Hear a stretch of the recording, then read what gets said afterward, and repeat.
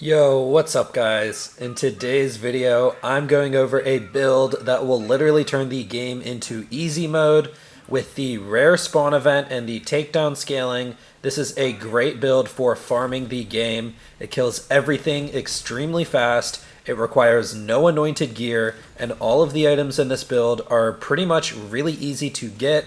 A lot of them are items from the new DLC, which has extremely generous drop rates. I'm going to tell you exactly what to look for and exactly what you need. So before we get into it, don't forget to like and subscribe for more Borderlands 3 Mayhem 4 Zane builds. Don't forget to join the Zane Nation Discord channel. Link will be in a pinned comment down below. Yo guys, I made this video and recorded all this footage before today's hotfix. So in today's hotfix, they nerfed the ion cannon, and I wanted to point out that this build should still work perfectly fine. They made the reload speed up to 5 seconds, which I believe it already has a 4-second reload speed anyway, so that's not much of a nerf there. But the big one is that they made it consume 6 ammo per shot. So the thing is, in this build, we're already getting all of our ammo back anyway with the clone and the face puncher. So don't worry about, it's not really a big nerf to this build, but I did wanted to point it out for you guys. I am going to test this build once the hotfix goes live, and I'll put any updates in the pinned comment down below.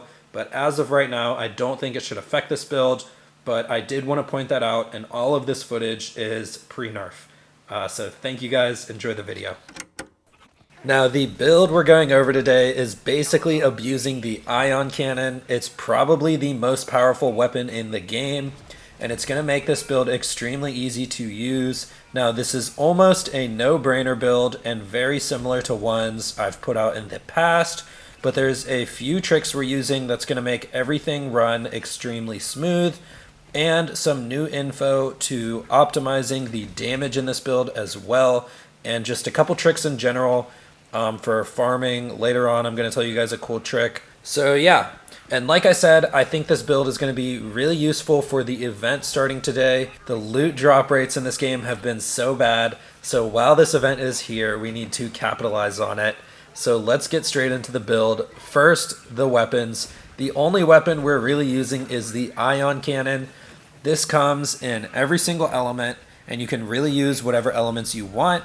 To farm Wotan and the takedown, you're gonna need the corrosive ion cannon. So you need corrosive to be able to kill Wotan himself. Besides that, I suggest finding radiation and shock elements of this gun. The shock one in particular is going to be really helpful for boss shields like Wotan, the Valkyries, even a boss like Captain Trant, who has a huge shield.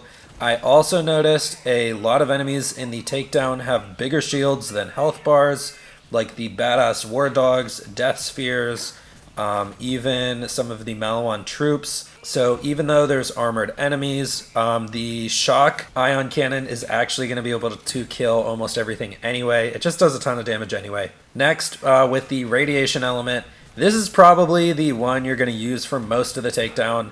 This is going to be your best for mobbing. It's such a good neutral element. It's going to rip through shields. And then you won't have to constantly swap weapons to element match at all. You can basically take this and use it for everything. Now, the main reason that this is so good for mobbing is because of how the radiation element works. Since this thing is doing so much damage, you leave a huge dot on enemies, and when they explode on death, I noticed that they can actually kill other enemies as well. So this is going to be like amazing for mobbing. And once again, since a lot of the badass war dogs and death spheres and stuff have way bigger shields than they do armor, you can still use the radiation ion cannon versus those armored enemies. Now, the only other weapon this build really requires is the face puncher. We're basically going to be giving our clone the face puncher. He's going to regenerate ammo for us, activate our class mod, the whole nine. Basically, you can use any face puncher at all. You don't require any anointment or any rolls. The clone is going to shoot so much. He's going to regen your ammo quickly, no matter if it's redundant or not. And yeah, so any face puncher will do. So now I want to get into the shield, the class mod, and the grenade. We're actually using a couple tricks from old videos, and then when it comes to the class mod, I want to tell you guys the best passives you should be looking for. I actually kind of just realized this stuff myself recently. So first of all, for the shield, I genuinely think the double down shield is the best shield for this build. The ion cannon is one of the best fight for your life weapons, and comboing this with the double down shield basically means you should never die. It's nearly as simple as that. I made a whole video about how great this shield is, so go do the double down mission from Double Down Domino and get yourself a double down shield. Do not sleep on the shield. It's literally going to be so good for mobbing, and it's one of the reasons this build is basically easy mode through the takedown. Even if you do happen to go down, it's going to be so easy to get back up. You're going to have so much time. And the ion cannon is one of the best fight for your life weapons. Now, when it comes to bossing, put on an amp shield. The 0.M is the best one. It's going to do a ton of damage versus bosses. Next, for the grenade, I actually think the Quasar grenade is going to be the best one for this build. Your clone is pretty important so that you don't run out of ammo. And with fractal frags, your clone will be throwing a decent amount of grenades. So the Quasar is going to keep all of the aggro off of him and keep him alive. Now, it's not like we're really aiming to spam Quasars, but that's not what's going to happen. Basically, I usually just set my clone up somewhere and I forget about him and I go kill everything. When you do that, a couple enemies will linger over towards him and start attacking him. And like the Quasars literally just keep the aggro off of him. I noticed my clone was alive for so long in a lot of my gameplay. He would go down during the Wotan fight when there's literally like, you know, Wotan spams rockets at him, or there's just so many mobs that like actually focus him. So this Quasar grenade is going to keep him alive really well. Now for the class mod, I want to break down a little bit of math real quick. Now I want to tell you guys something I found out about the passives. Basically, some of these stats are additive and others are multiplicative with the Zane damage formula. I'm not 100% sure for other Vault Hunters, but this is what it is when it comes to Zane. So I know the 25% weapon damage is great, but this is actually a additive bonus with Zane's damage formula. So it's not giving you as much benefits as others will. What you want to look for is weapon-specific damage or splash damage. So in this case, we want heavy weapon damage. Another thing I want to mention real quick too is that heavy weapon damage or weapon specific damage is also multiplicative with splash damage. All of those are in different places in the formula when it comes to Zane's formula. So for example, the most damage you can possibly get would be heavy weapon damage and splash damage on the same class mod. But it's fine if you don't have both of those. Even just having one of them is going to do so much. Now, one last stat roll I want to bring up is weapon charge speed. This is a completely underrated stat roll that can be combined with a bunch of weapons in the game. Cutsmen, lumps, ion cannons, some of the best weapons in the game, and they all benefit greatly from weapon charge speed. Like, imagine if you can slide and shoot with a Cutsman. Well, with a weapon charge speed, you can get a decent amount of shots off with a Cutsman. So, in my opinion, these are some of the best passives you could be looking for. Now, I also just want to put some final context. Donnybrook at the top is additive gun damage in Zane's formula. So, for example, a class mod with 0 points in Donnybrook but 30% heavy weapon damage will do more damage than a class mod that has some points in Donnybrook and 25% weapon damage. If you guys want to find out more about Zane or other Vault Hunter damage formulas, all that info is in my Discord, and we have a ton of people who work on the math in this game who are also in my Discord, and if you want to learn more about it, just join my Discord. Finally, onto the artifact. We're using a cut purse. It totally doesn't matter at all which cut purse you have, but the Victory Rush is probably your best bet. Once again, that's a multiplicative damage bonus, but I'm not even using Victory Rush. I didn't have one in my bank at the time. The important thing here is that you just have a cut purse. It's pretty much all you need. So moving on to the skill trees, we've gone all the way into double barrel. Now the skill tree I've laid out for you guys, I think these are all the best skills in the skill tree, so you can go ahead and copy this exactly. Like for example, I don't think we need the full points, the full 3 points in pocket full of grenades. So like besides that, there's not much to go over here. Weapon damage, speed, extra action skill time, just copy these exactly. Into the drone tree, I think the most important skills are going to be cool hand and playing dirty. When it comes to playing dirty, I don't even think you need more than 4 points total. This is a pretty slow firing weapon, and you usually get kills in 1 or 2 shots, so you won't go through your 5 shots before you end up refreshing it. On top of that, since your clone is also proccing your class mod for you a whole bunch, you're never going to go through all 5 shots before you refresh it again. You might have even be able to skimp and go to 3 points, but I think 4 is good. When it comes to salvation, I don't think you need more than 2 points either.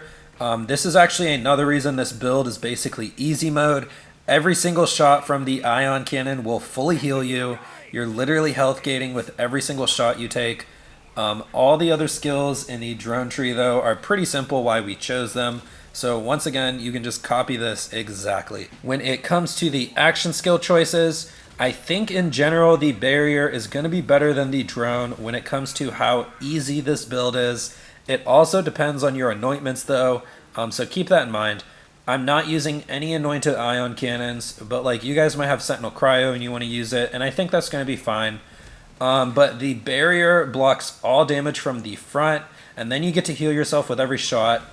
And it's just a really strong combo. So once again, I wanted to make this build as easy mode as possible, but realistically, you guys can do whatever you like. These are just my suggestions. Now, a couple things I want to mention before we wrap this video up. This build was made for farming the game, so I have to tell you guys important info about Wotan's legs. I'm like 99% sure you actually can't destroy them with any explosives or splash damage. I've chucked meteors at his legs before, I've shot RPGs at them in the past, and I've never destroyed them. So make sure you keep a weapon on you for destroying Wotan's legs. The best weapons for this are going to be the Dictator or a Cutsman. I've used both of these weapons to destroy all 4 legs after fights with him.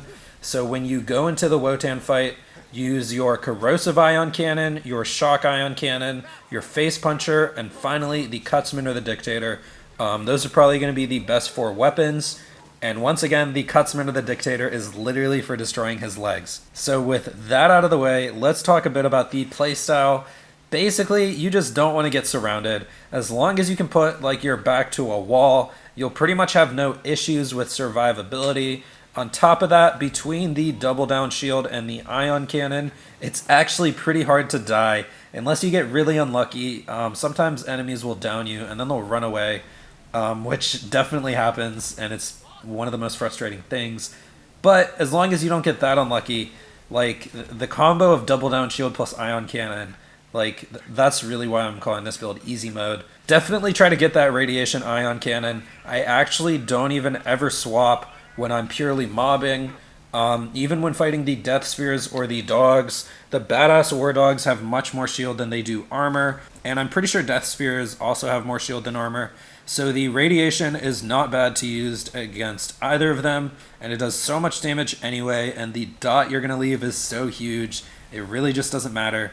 The radiation ion cannon is probably just the best one for general mobbing, for a lot of bosses in the game as well. So yeah, and besides that, just blast away. Keep in mind you can use the wind tunnels in the Wotan fight for some extra violent momentum while you're shooting him. But besides that, just try to run and then kind of bunny hop around, charge your gun at the same time, and yeah, get a little extra violent momentum damage. Anyways guys, that's going to be it for the build and the video. This build is extremely easy to put together. It uses a bunch of items that are extremely easy to farm from the DLC. You don't require a lot of specific things.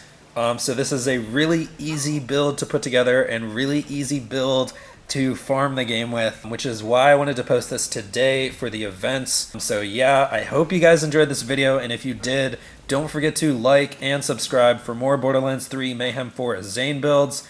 Don't forget to join the Zane Nation Discord channel. Link will be in a pinned comment down below. And once again, thank you to all my members. I'm putting all of them on the screen below. I appreciate you all so much. And I have to shout out Dandy Man, Ian Czop, Alexander, and Dreazzy. All of these guys got tier 2 and 3 memberships. Thank you guys so much for supporting me. I literally appreciate you guys so much.